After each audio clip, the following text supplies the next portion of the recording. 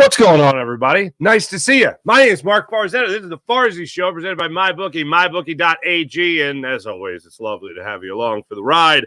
76ers lose a real tough one. You know what makes it so tough? It's not just the fact that you lost to James Harden this time around in the Clippers. It's not just the fact that James Harden was confused as to why he was being booed after the game. He said he didn't care. And he could tell when someone doesn't appreciate it. He sure as hell doesn't appreciate it. We'll get into that conversation. And the officiating last night. Now, listen to me. I don't like in any aspect bitching about officiating. Put yourself in a better position to win the game. Maybe don't turn the ball over 3 times in the final 5 minutes of the game, and maybe you'll win the game. But my big thing here, especially in the world of basketball, is that fouls aren't necessarily fouls. And now what I mean by that is not missed calls, okay, necessarily. What I mean is if a foul is called and that has been established as a foul throughout the game, then it better be a foul in the final 2 minutes, 3 minutes, 1 minute, 30 seconds of the game. If it's been established and you've been calling it one way the entire game, especially in the favor of the L.A. Clippers, especially on the final points of Kawhi Leonard where Kelly Oubre got called for the foul and gave the Clippers the 1-point lead before the final 2 attempts the Sixers had to take the lead, to win the game, essentially, then it better be a foul on the other end, and it wasn't.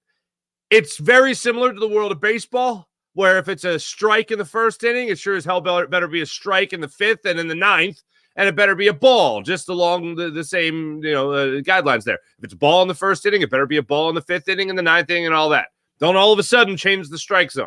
That's essentially what happened to the 76ers last night.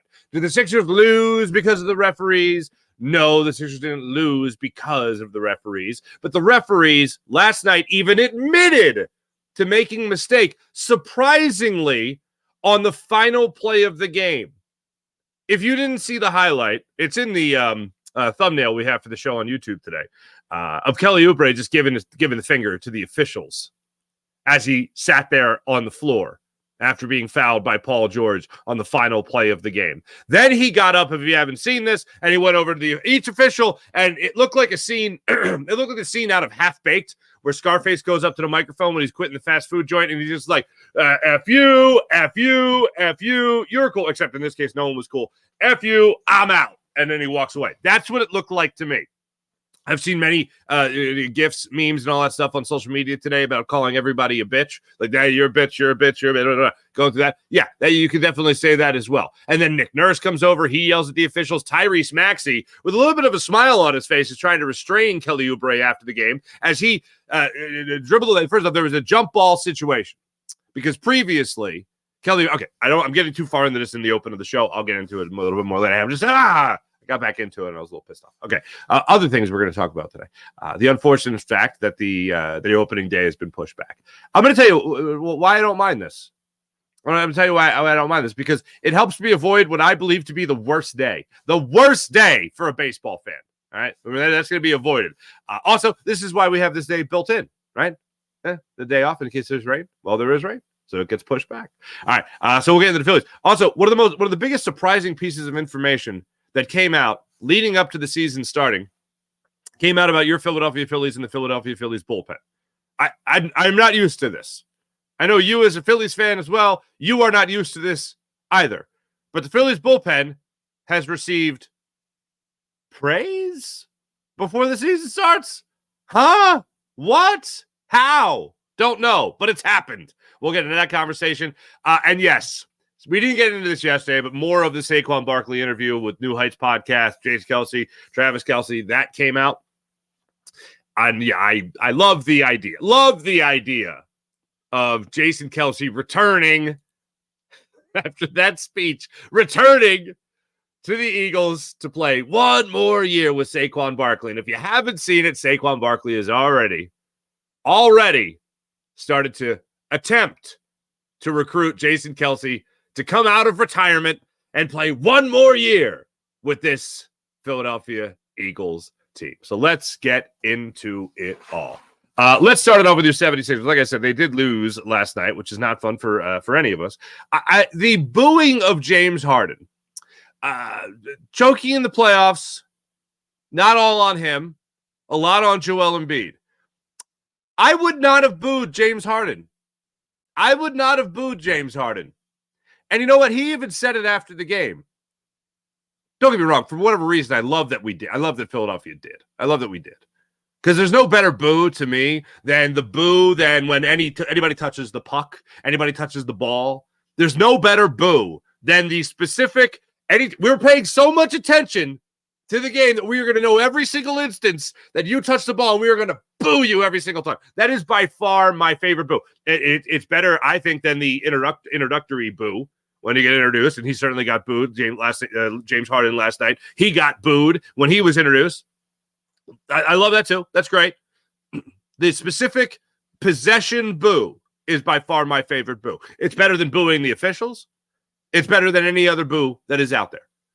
The possession boo, by far my favorite boo. So he gets booed during introductions. He gets booed every time he touches the ball during the game. But the Sixers take control of the game. They build a 15-point lead. All is looking gravy. And then all of a sudden, the Clippers come roaring back. They actually ended up taking the lead in this game last night. And then let's focus on the final minute of play last night at the Wells Fargo Center. So you're coming off a victory against the Clippers the previous time you played them. Tyrese Maxey played great in that game. Just about everybody played great in that game. Buddy Hield in this particular game was actually hitting some big shots for you. So we'll start it off in the final minute of the game here. Sixers at this point have a 3-point lead. Excuse me. Maxey breaks to the backcourt. Ends up turning the basketball over. He slipped. Some people thought there was contact. It didn't look like there was any contact to me. It just looked like he lost his footing. So you're at a 104 to 101 game at this point. They're able to get that turnover. Kelly Oubre fouls Coffee. Coffee goes to the line. He makes 1 of 2. It's 104 to 102. Then Kawhi Leonard is able to get a layup out of that. He ties things up at 104. Buddy Hield. Tobias Harris fouls, and this is a questionable call. 44 seconds left in the game. Tobias Harris fouls Kawhi Leonard, who is streaking to the basket. Kawhi Leonard gets an N1 opportunity. Now it's a 107. Excuse me. Now it's a 105-104 Clippers lead after that foul. Contact, sure. Could it have been let go? Absolutely. But they called the N1. So that's one instance right there. 44 seconds left. Sixers get the ball. They go down the other end. Buddy Hield knocks down a 3 to give the Sixers a 107-105 lead. Then with 15 seconds left in the game, with the Sixers up 2 points, Kawhi Leonard gets the ball on the perimeter, drives the lane. Kelly Oubre collapses in help defense fashion. And the whole time I saw it developing. Kelly Oubre crashes, and I go, don't foul. Give him the layup. You have the final possession. It's going to be a tie game. At worst, you go to overtime. Kelly Oubre, don't even contest. Maybe jump in the air, but don't even come close to fouling. Kelly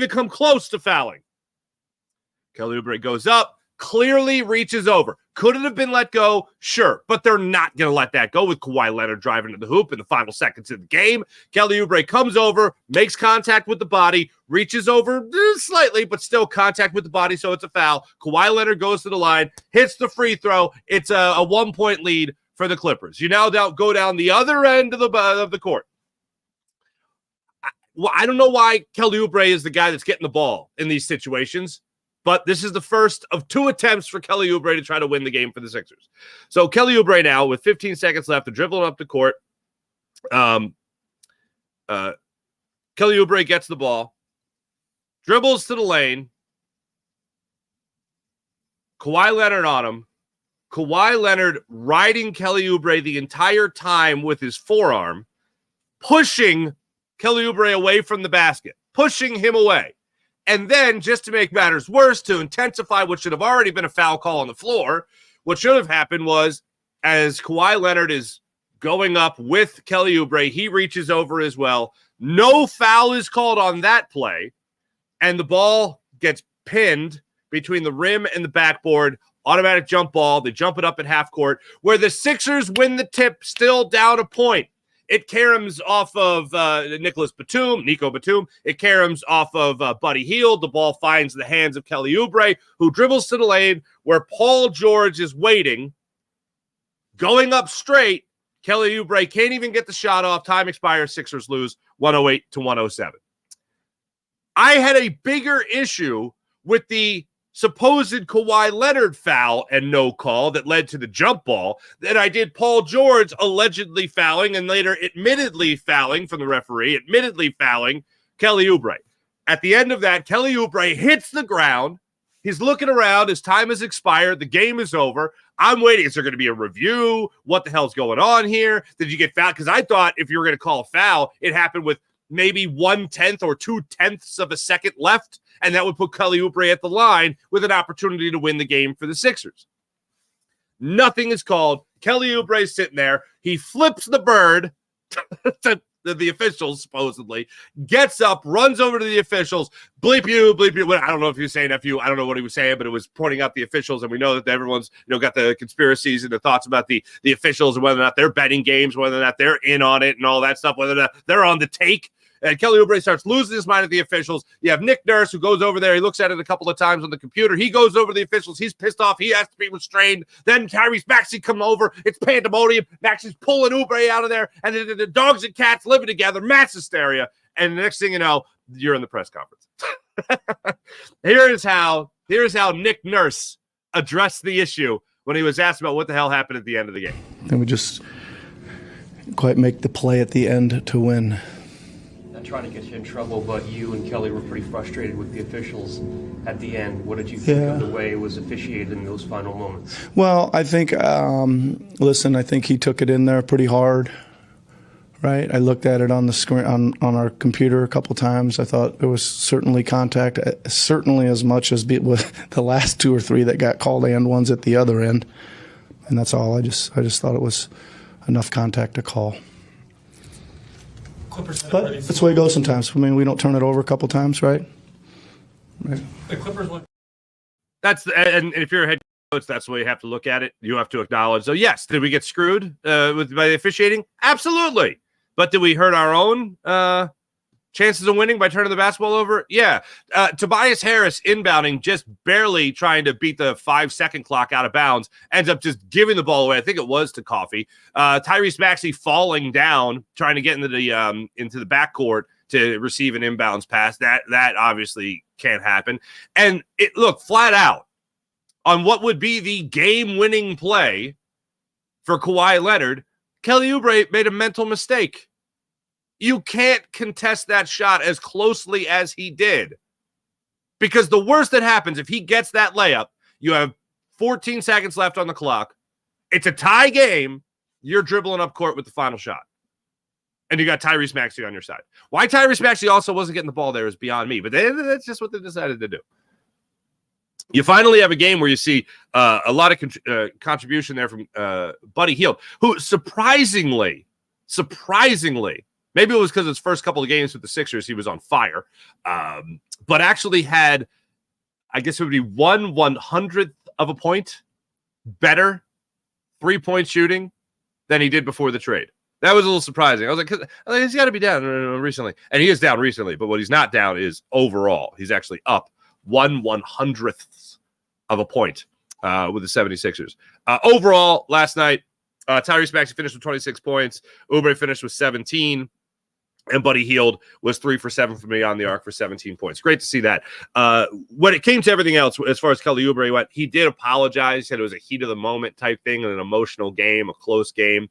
Refs aren't perfect. And here's the rest of what Kelly Oubre had to say after the game. Do you think there was contact before triple zeros? Well, the thing is, there was absolutely contact, but they were calling those calls for those guys, and they were getting and ones, and they were changing the game in that aspect. And then we get down to our side, and it's like they didn't even see any contact, but I barely touched them on the other end, and they still called it. So it was just like uneven in a sense. But like I'm saying, I'm not here to get on any refs or any decisions because they're human beings as well as I am. So hey, if they don't if they're not perfect, whatever, he goes on to say, I'm not here to get on any refs. He's literally flipping the bird like 5 minutes earlier to the referees. Maybe I'm not here as in physically right now. I'm not here at my locker to rip the officials. You were about 5 minutes ago there, Fred. I don't blame him in this scenario for being pissed off because he's right. And the officials at the end of the game admitted it was a foul on Paul George. I didn't have nearly as much of a problem as that with that as I did on the Kawhi Leonard play that led to the jump ball. But what he's talking about there is something that not enough people talk about. It's very similar, once again, to balls and strikes in baseball. What's a strike in the first inning should be a strike in the ninth inning. Establish that throughout the game. Don't change it up all of a sudden. Now, that's been a strike the whole game, and now it's a ball. That's been a ball the whole game, and now it's a strike. I guess the umpire's got dinner reservations. One of them things. The same thing happened last night in the Sixers game. And there's no way in hell the Clippers should have gotten the calls they got and the Sixers didn't get anything. That's BS. Absolute BS. Also, on one last negative thing on the Sixers game last night. One more negative thing. When it came to that final play, Kelly Oubre, and I have applauded his aggressiveness in recent weeks. All right, I was talking about how he does the man never passes to Buddy Hield or anybody. I've applauded his aggressiveness, and it's helped the Sixers. This was an instance where you go for the good shot. You don't go for the foul, especially as time is ticking off the clock. As Kelly Oubre was attacking the basket, he's at the top of the key. He just gained full possession of the ball. He finally had it. He wasn't bouncing around anymore. Kelly Oubre has the ball. He's going to drive. Tobias Harris. I know what people are going to say. It's Tobias Harris. The hell with him. I get it. But Tobias Harris was in the corner, 3-point land, 2 for 3 already on the night. Had just knocked down one for you. And he's there with a game winner waiting in his hands. Now, does he clank it off the rim? Look, he's wide open. I don't think anybody's mad at Tobias Harris getting that ball in his hands at the end of the game. If he is that wide open and Maxi's not and nobody else is open, I don't think anyone is screaming, what if Tobias Harris takes that shot and misses. So let's just examine that for a second. If he gets the ball in his hands in the corner and he takes that shot and misses, I don't think anybody is saying, no, Kelly Oubre's got to drive on that play. No, there's barely enough time. As we saw, he didn't even get the shot off. But if Tobias Harris is wide open in the corner and the ball's been bouncing around, just hit Tobias Harris open in the corner. Later, Kawhi Leonard was collapsing, coming down on him, but you still would have had time if you're Tobias Harris to take that shot and at least get that off. And maybe we're talking about the 76ers winning as opposed to the refs made a mistake and admittedly made that mistake. On a positive note, 2 things regarding your 76ers.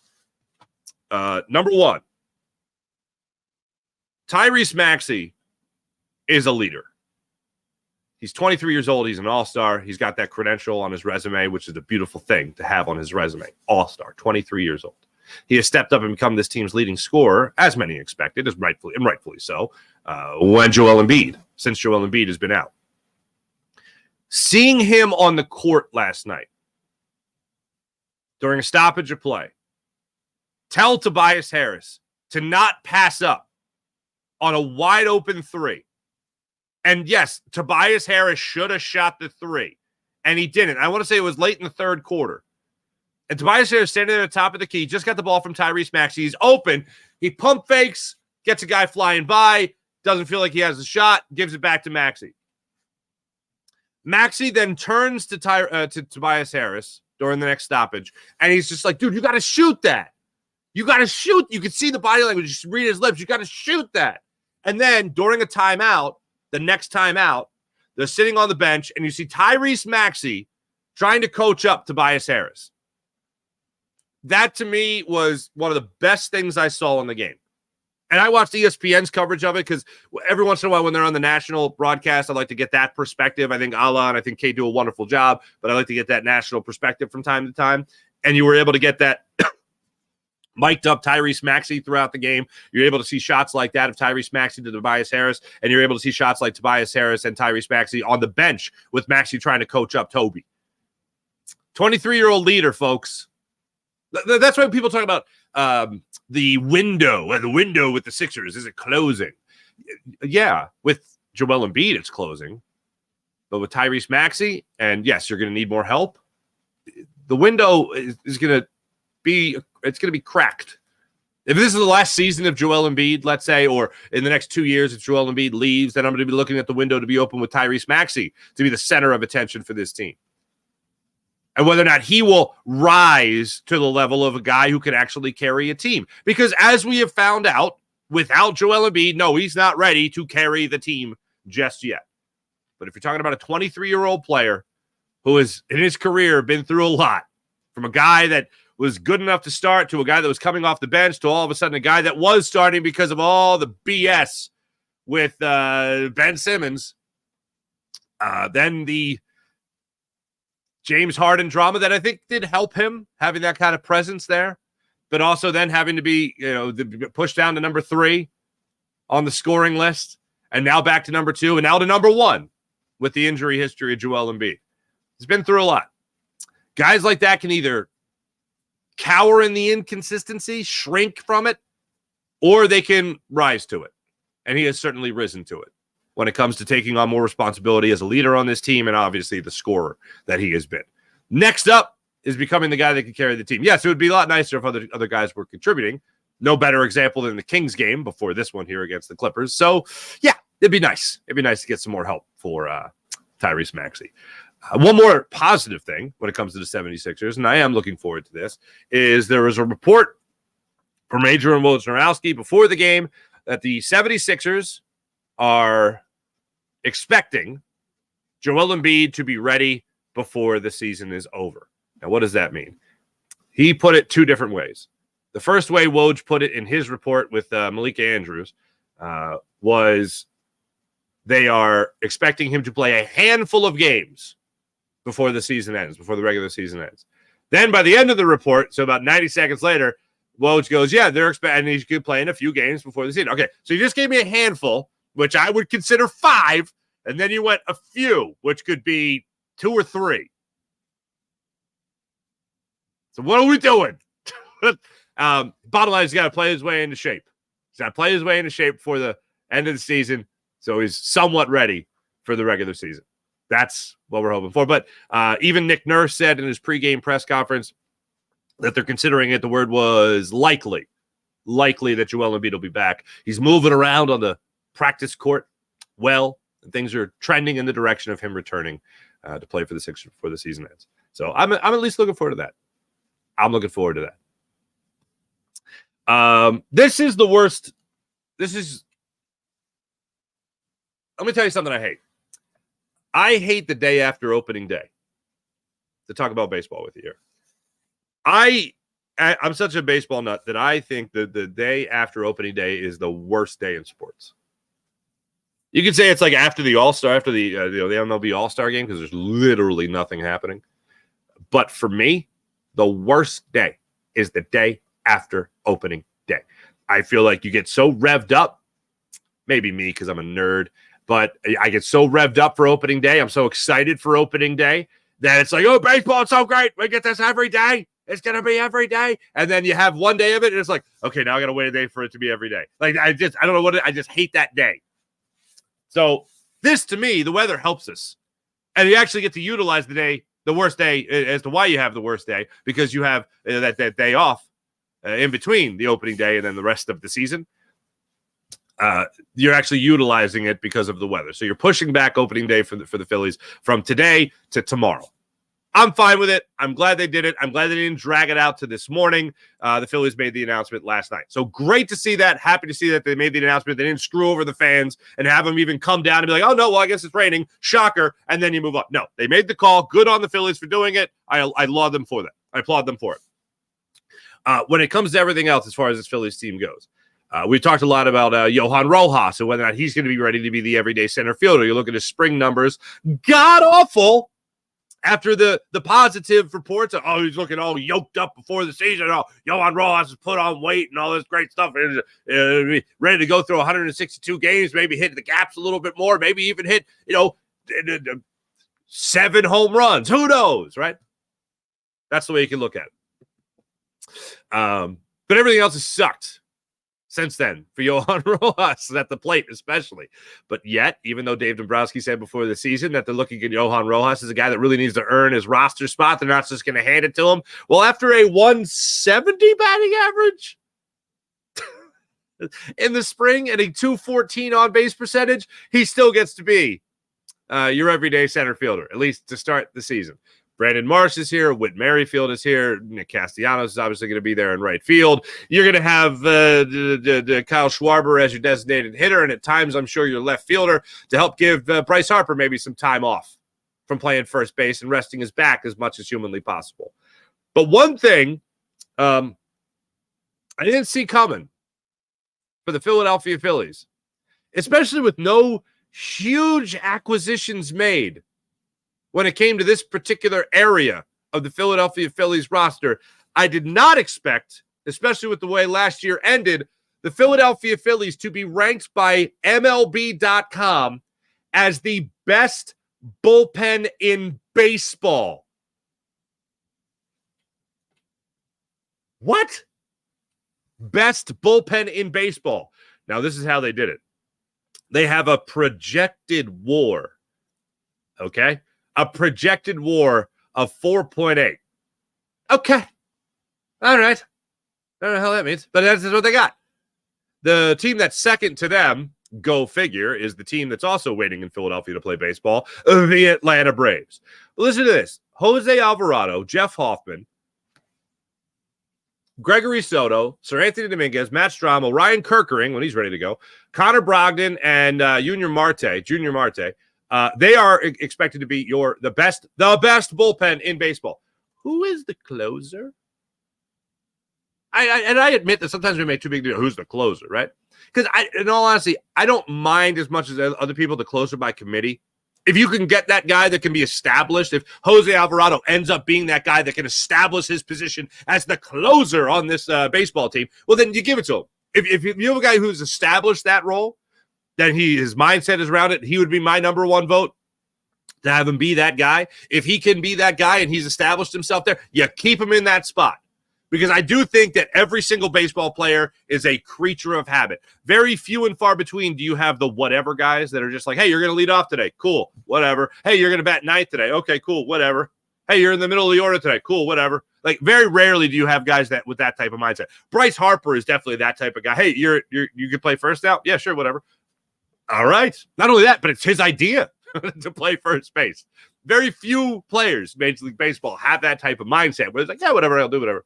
They don't have to be that creature of habit. But I think for the vast majority of baseball players, they need that kind of comfortability. They need that type of rhythm. They need to be able to find that routine, especially through a 162-game season. When it comes to the bullpen, if you do find that guy that will be your slam-the-door closed closer, I think the odds-on favorite to win that role is Jose Alvarado. That's the guy that has my vote. That's the guy that has experience in the role. That's the guy that obviously has a lot of experience being pretty damn good at throwing a baseball out of that bullpen for the Phillies. Best bullpen in baseball. They rank the top 10. Your Philadelphia Phillies are number 1. Does this feel weird to you? Because I feel like a Mets fan is playing a joke on us. Where's the MLB headquarters? In Secaucus? Is that where they're at? Where the hell are they? I think it's Secaucus. MLB headquarters. Is that where they're at?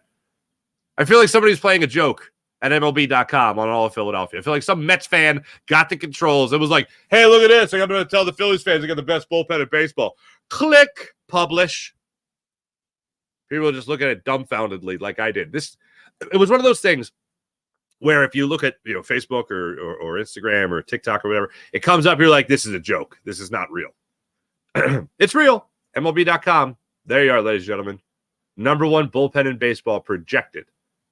This is just going to make the Phillies falling apart, the bullpen falling apart as the year goes on, more terrible. Best bullpen in baseball, my ass. Anyway, so that's where we're at. That's where we're at with baseball. Anyway, can't wait for it to get underway tomorrow. By the way, people, and Jacob Media people, you'll appreciate this as well.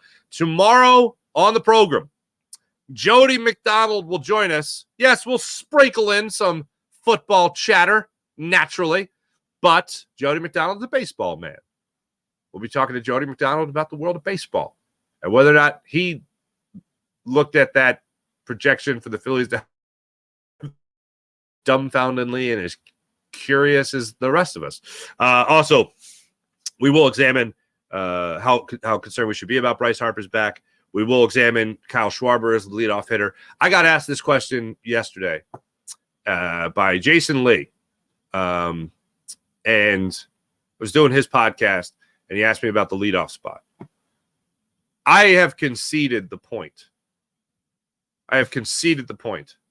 About Kyle Schwarber as a leadoff hitter. It goes against everything I believe in baseball, especially about a leadoff hitter, especially when you have two guys that are obviously leadoff hitters, prototypical leadoff hitters in Trey Turner and Bryson Stott, especially Bryson Stott with the amount of pitches he sees. Trey Turner with the speed. Bryson Stott's got good speed too. He doesn't have Trey Turner's speed, but he's got good speed. But you have two guys like that can set the table. Kyle Schwarber as a two-hole hitter makes so much more sense to me. I know they tried it last year. Not great results.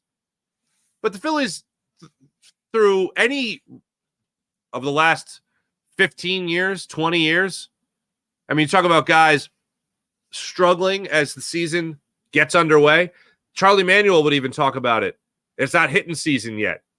You get to June, that's hitting season, baby.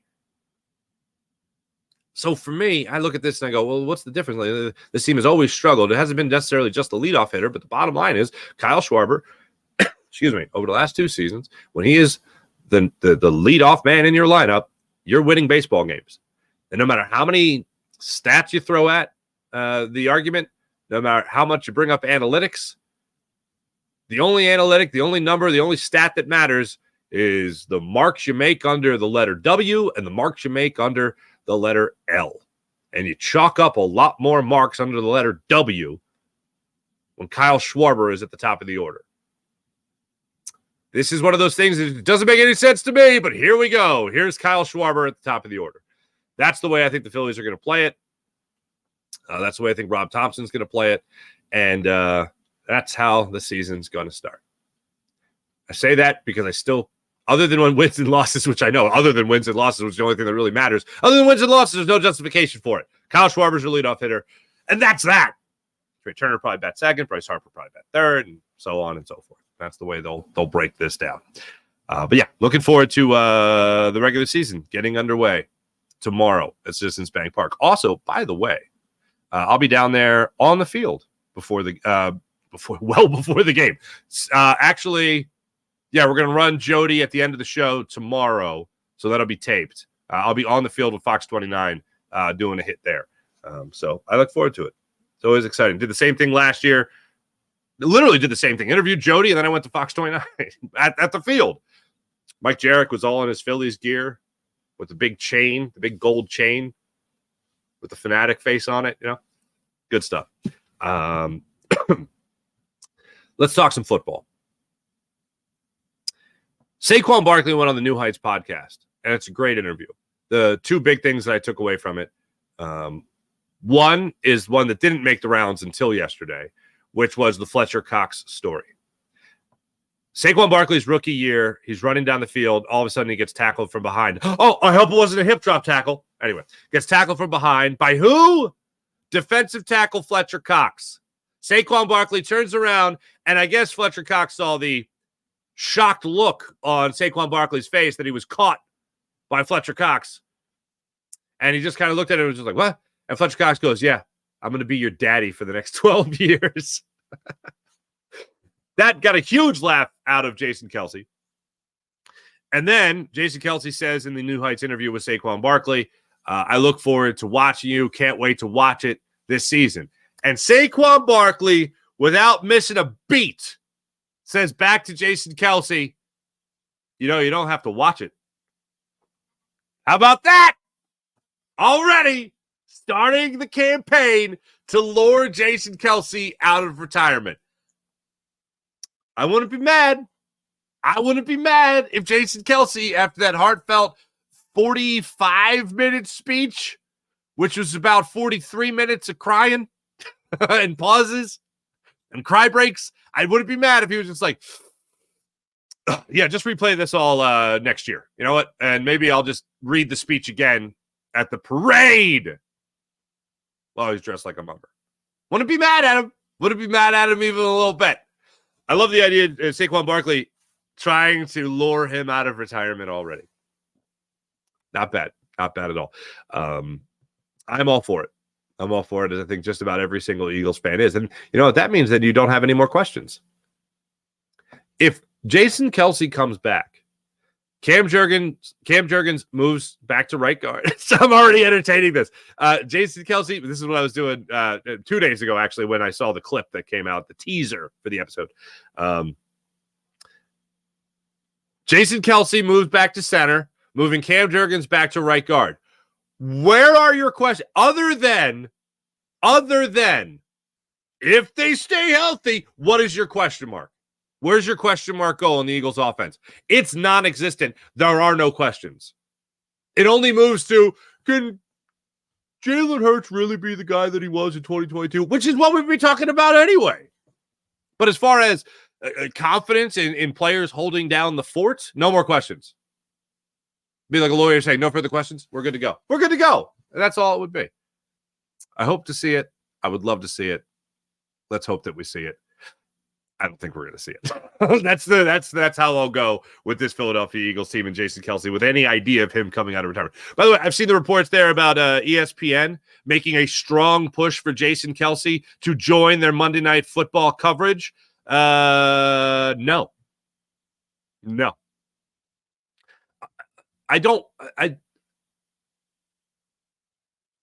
It's fun. Jason Kelce is so damn talented. I'm not even talking about the football player. I'm not even talking about him as a center. Just as a personality is so damn talented. I feel like if he was a studio guy, if they just used him seated at on the dais, seated at the desk there with like 4 other analysts or whatever, I feel like that is beneath Jason Kelce. I feel like that would be a waste of his talents. I think he would be phenomenal in the booth as a color analyst. I feel like he would be great. I don't think he would take that job. I don't think he would want that job. Yeah, it would get him out of the house maybe 3 days a week. Still out of work and all that stuff. But does he really want to be away from his girls? Does he want to be away from his family when he doesn't have to be? Like, here's the interesting thing for a guy of Jason Kelce's caliber when it comes to talent and his accomplishments. The world is his oyster. He can do whatever he wants. But in terms of just having them sit there at the desk for maybe 1 day a week, I can understand why he would want to do that, but I feel like that would not be enough Jason Kelce for that role. I feel like there wouldn't be enough room for the huge personality that is Jason Kelce. I feel like he is going to do something in network television. I feel like he is going to do something outside of just the digital media, outside the podcast, I feel like he is going to do something outside of that realm and more so in the linear media of television. But for me, it would be hard to find that gig that would really allow him to show off his talents. I thought it was interesting that the NFL Network, during their Thursday games, I think at the end of the season there, they had him go out in like Chicago. Like, he could do stuff like that where he's interacting with people. I feel like that would be a lot of fun for Jason Kelce.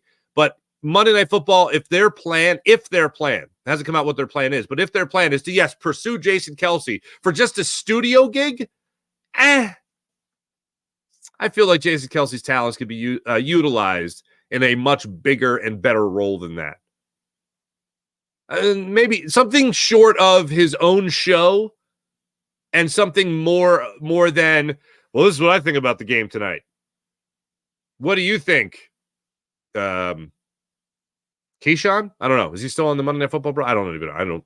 I'm a little busy when those shows are going on, unfortunately. But I just feel like that role would be a little small for Jason Kelce. I did see the reports that they're making a tough push for him. Maybe after the Manning cast, maybe it's the Kelce cast. Maybe after Travis retires, it's the Kelce cast. The alliteration's better. I'll say that much. Hey, can I just say something about Taylor Swift just for a second? Because it pisses me off. I am Team Tay-Tay and Travis Kelce, okay? I want nothing but happiness for the two of them. The picture of Taylor Swift looking like she has a stern She has a stern look on her face, like does it look like from one picture that she's pissed at Travis, and Travis kind of has his head down and she might be yelling at him? That's what that photo looks like, but that's not what that photo could be.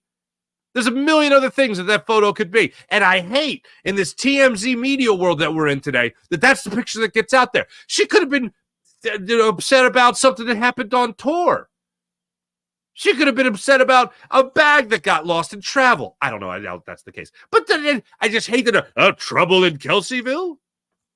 No. It's the build-up to tear down. And how dare they? How dare they?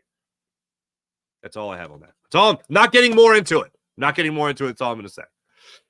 Let me tell you about MyBookie. MyBookie.ag. And all they have to offer at MyBookie.ag. Use promo code FARSY when you download the app, create an account, and you get up to $1,000 redeemable cash bonus at MyBookie. MyBookie.ag. You want to bet on the world of baseball? Coming up.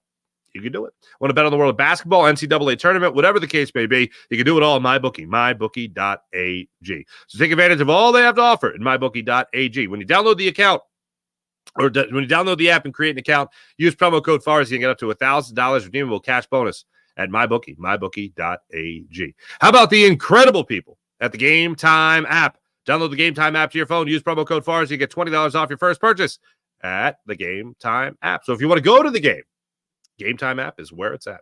How about PHL Sports Nation, Philadelphia Sports Nation, enhancing your Philadelphia sports fan experience across all social media and blogs? That's PHLSportsNation.com.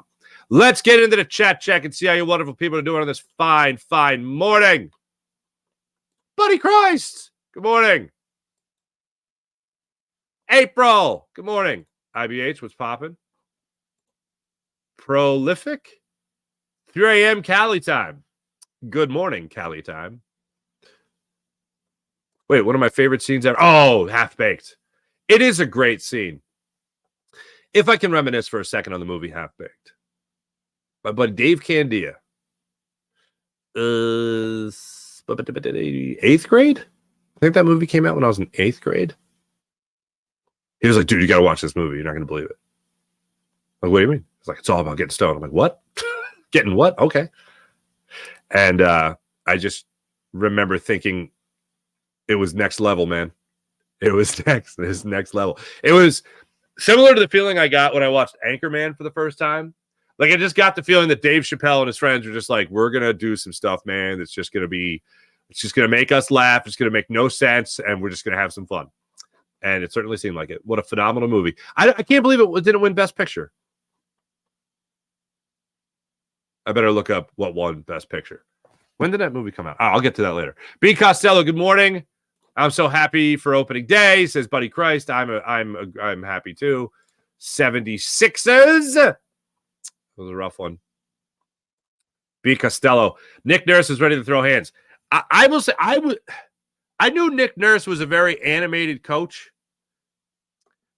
We might have the most animated coaches other than Rob Thompson. Now, I won't include Rob Thompson because he's a Canadian. But because Canadians aren't very emotional. They're great foxhole people, you know? They're like the English. That's what they're like. They're just like, okay, well, that happened, so let's deal with it.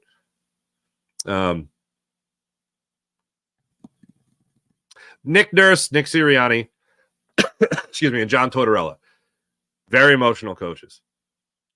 Nick Nurse did look like he was going to throw hands last night. He did look like he was pissed off as all hell last night. I was waiting for something to go down. Kelly Oubre, and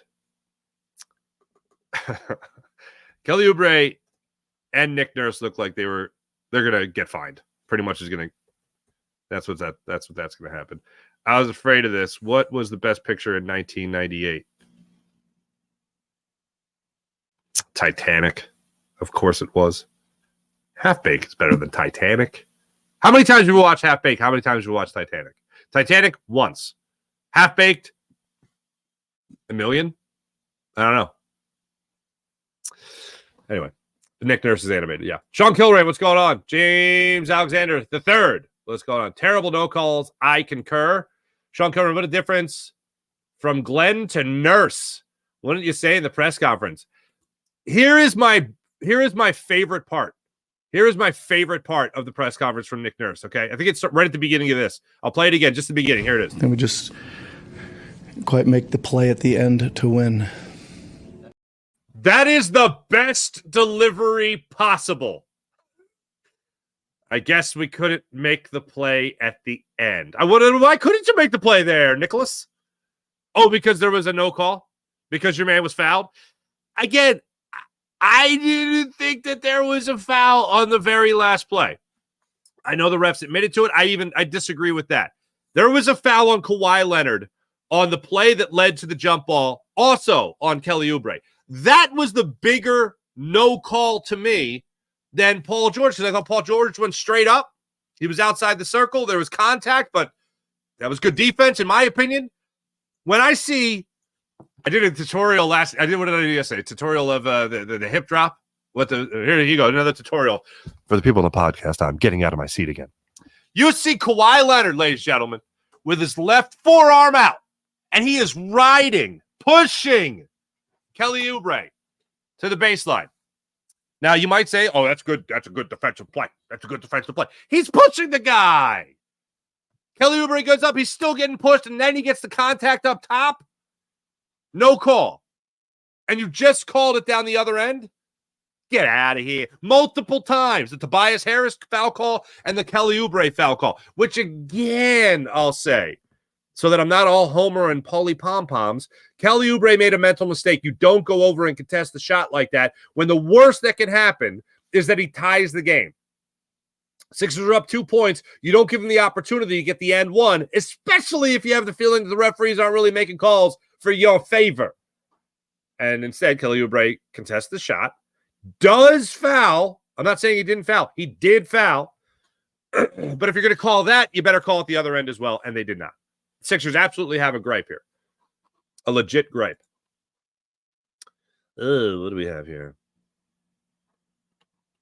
Tyvita.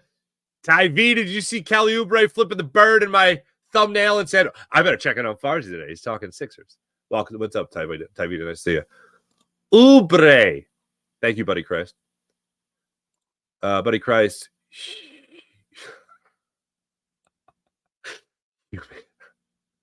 Human beings, nice. Corey Allen, good morning. What's popping? April. I appreciate Oubre's passion. Some more people on the team could use it. Hells yeah, man. Jason, what's going on? Tavita, hello again. Just worth saying hello to you again. Buddy Christ, let's move on to baseball. Here we are at baseball. Ratchy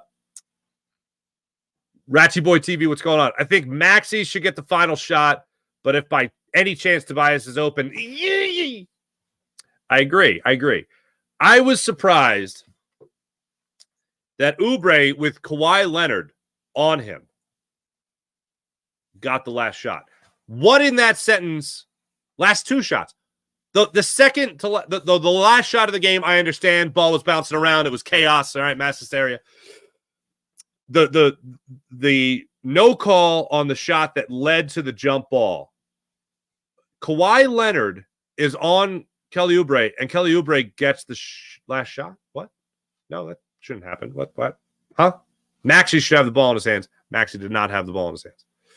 So that didn't make sense to me. Tyvita, what's going on? I don't see how the referee is admitting that they made a mistake after everything's all said and done going to do anything. It doesn't do anything. Like, I don't think Nick Nurse feels like he's crazy. You know what I mean? Like, if the pool report comes out, which, by the way, is the dumbest name for anything ever in the history of anything ever named.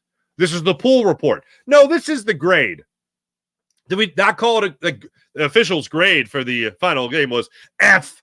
Is that what we call it? Is that what we should call it? We should call it that. It's a pool report. What the hell? Where's the pool? There's no pool. Then what are you doing? I don't know. I just don't want to say that the refs sucked. Okay. Anyway, that's my 2 cents on the pool report name. Sorry.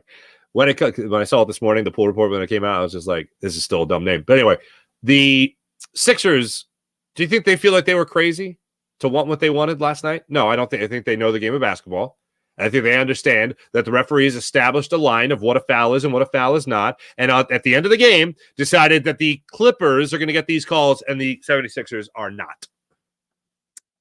Bush League. Yes, we all know you made a mistake, says Ty Vita. We're the ones that pointed it out to you. Ty Vita, coming back into the chat and dropping bombs of brilliance. Thank you, Ty Vita. One more thing from Ty Vita. Unless you're going to do something about it, then shut up! Like you do all the other times, because at this point, you're just playing in your face. It's beautiful. Ty Vita, God bless you. Once Oubre is at the top of the key, instead of passing to Tobias Harris, he should have just pulled up a floater instead of looking for a foul. I can see that. My number one option, I'll take that as option 2.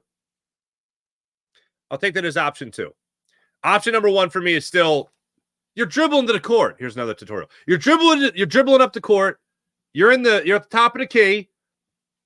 Right there, if you have any peripheral vision, not going to make any jokes there with Kelly Oubre. If you have any, the Tobias Harris is right there.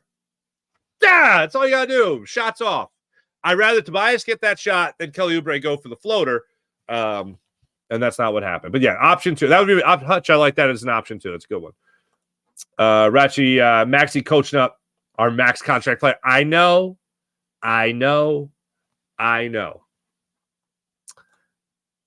Back the bricks up on Maxey. Brinks up. That makes more sense. Sorry. Back the brinks up, says Jason A on Maxey. That's going to happen. Refs are a joke in every sport nowadays, says Buddy Christ. I just love the idea of Buddy Christ saying these things. April saying hi to Tavita. Tavita hi to April. Maxey Tobias. Give Maxey Tobias his contract. It's so insane to me. When Paul Hudrick was on with us a couple of weeks ago from Liberty Ballers, Paul had said it is just crazy to think that Tobias Harris is going to play every minute of that max contract. It is insane to play as below the standard as he has played and still make the money that is so above the standard. That is, max money is bonkers, bat-you-know-what crazy.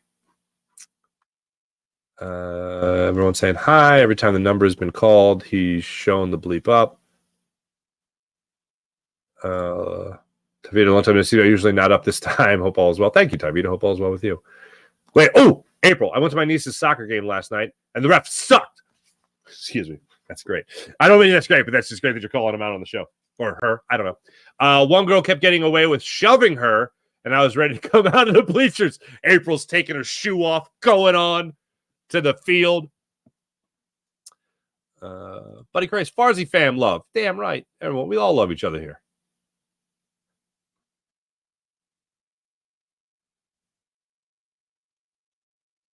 Wait, what?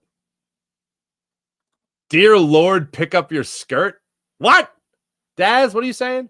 Only 162 games left. Daz says laughable. Yeah, I know. War is a sus stat. Yeah.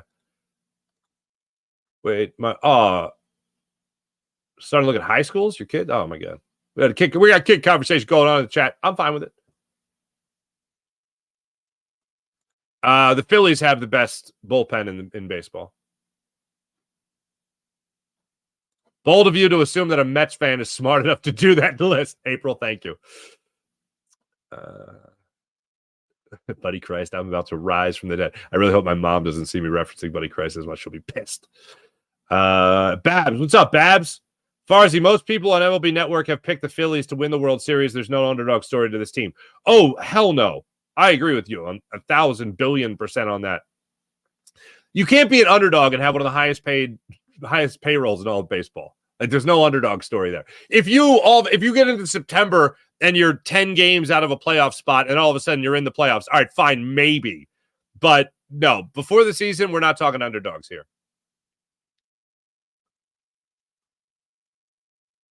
Jason A. loves Saquon's attitude. He's going to be a huge leader and motivator on the team. It should definitely light a fire under everyone. I hope so. I just saw A.J. Brown. I think it was 6ABC that caught up with A.J. Brown, and he just talked about how excited he is to have Saquon. Yeah, it's typical stuff, nothing crazy. Ooh, Babs. Hurts is the elephant in the room. That's just let me stay on that for a second. It is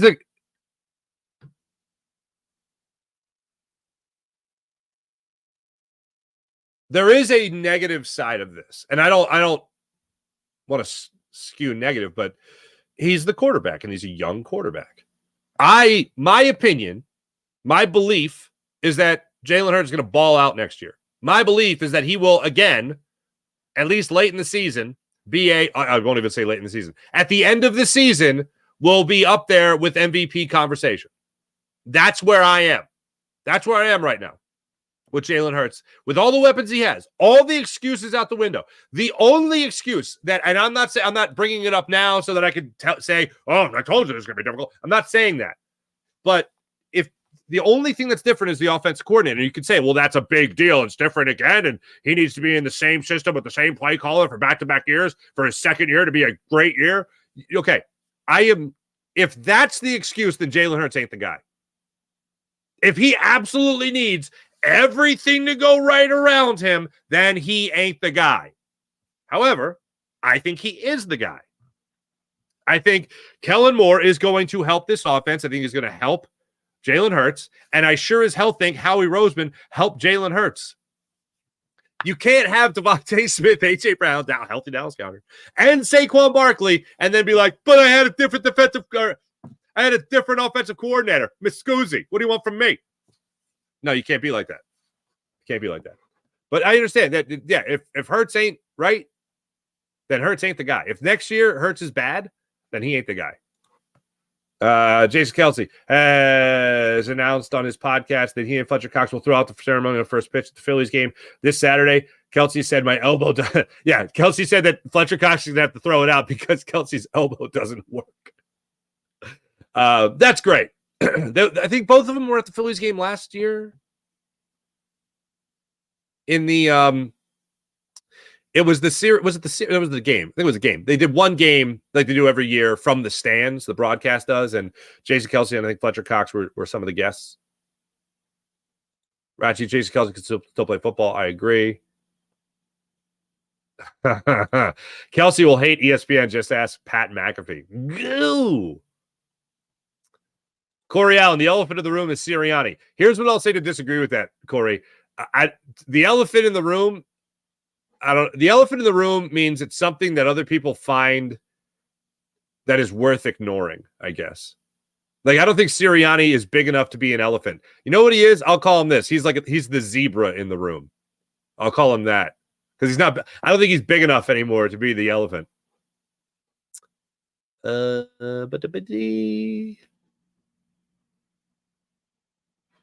Sean Coran, over under for Eagles wins 10.5. I think 11 is the benchmark.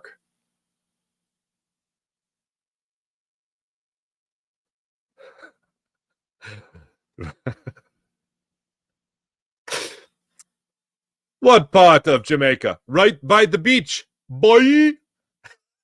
It's such a wonderful movie. Oh. If you watch that movie as a youth, as I did, at whatever, I must have been 15. Yeah, so I must have been a freshman in high school, I think.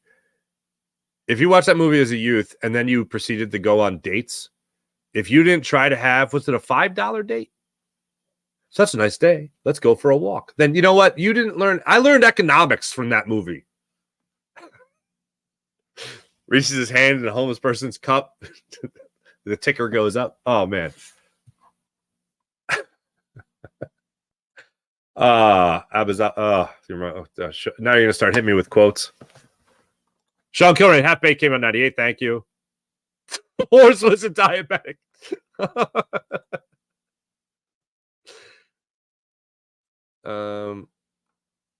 Farzy Nurse has my respect so far for sure. He's a real head coach, unlike Glenn Rivers. Oh man, nasty Nate. Oh man. Roast pork Italian. You have my attention. Who in the league has the weapons Jalen Hurts has been given ever? Quarterback in the NFL. What quarterback in NFL history has had this much help? My mind immediately goes to Kurt Warner, because that was stacked. Torrey Holt, Isaac Bruce, Marshall Falk. Good Lord. Sean Kilmer, like you said, he's a neutered dog. Yeah. The roast pork Italian. First off, I love you. Sharp provolone, broccoli Rob. Come on now. But yeah, it's an embarrassment of riches. You're the best far as you can't wait till first pitch tomorrow. Thank you, Babs. I can't wait either. Kool-Aid McKinstry is my favorite cornerback prospect, and it's not just because of the name. It's because I think he's going to be. But see, I put my favorites around who I can potentially look forward to really seeing the Eagles draft. Kool-Aid's one of them. Cooper DeJean, just because the name is amazing. They'll just go. I like Cooper DeJean more than I like Kool-Aid McKinstry. Nate Wiggins, those are my top three guys that are possible at the number 22 spot. However, I did say that the Eagles are going to go offensive lineman. Not what I'm rooting for, but it's my prediction. Three guys have narrowed it down to Latham out of Bama, Fashanu, Penn State, for the Penn State fans. Doubt he's going to be there. And Mims out of Georgia. Injury history, but he's going to be around there. Hurts, 4,000 passing yards, 29 touchdowns, 9 interceptions, 2 fumbles, 300 rushing yards, 4 touchdowns. Eric Wisniewski, you have broken it down. Thank you. Oh, Krieger, Jamaica in the building. What's going on? Cooper DeJean is a great name for a sandwich. It is a great name for a sandwich. But you just know we're going to spell it Jawn. All right. Oh, you like Barton? Okay. I'm with you on as far as your DBs go. I'll look at Barton a little bit more. Thanks everybody in the chat. You guys are wonderful as per usual. Thank you very much. We got the Flyers back in action tonight, ladies and gentlemen. Unfortunately, no opening day for your Philadelphia Phillies. Not today. Push back till tomorrow. Like I said, we're going to have Jody McDonald on the show tomorrow. Talk all things baseball, all things Phillies. So you can look forward to that. Flyers are back on the ice tonight, 7 o'clock puck drop in Montreal with the Habitants, with the Canadiens. So you can check that out. Sixers are off until Friday? I believe it's Friday. Yeah, Friday against they're in Cleveland against the Cavaliers. They have back-to-back road games. Cleveland tomorrow night, 7:30, and then Sunday, 6 o'clock at Toronto against the Raptors. That's how that's going to break down. One more thing, news and notes I wanted to get to you guys regarding the standings, and you can look this up yourself, but I just wanted to check it out for you. Sixers, now a half game behind the Heat for the 7th seed in the Eastern Conference. So the Sixers are right now alone in the 8th seed in the Eastern Conference. They're a game and a half behind the Pacers, who lost their last game, so the Sixers lost an opportunity to jump up there for a second. And the Magic are 2.5 games ahead of the Sixers in the 5th seed in the Eastern Conference. So that's where we're at. Thanks for watching. Thanks for listening. You guys are great as per usual. We'll be back with you guys tomorrow for the Farzy Show with Jody McDonald. Thanks, everyone. Also, later today, I'll be on with Bill Colarulo for the Philly Sports Power Hour on the Jacob Media YouTube channel. So catch you guys then. Have a great rest of your day, everybody. My name is Mark Farzetta. This is the Farzy Show presented by MyBookie. Have a great rest of your day. See you.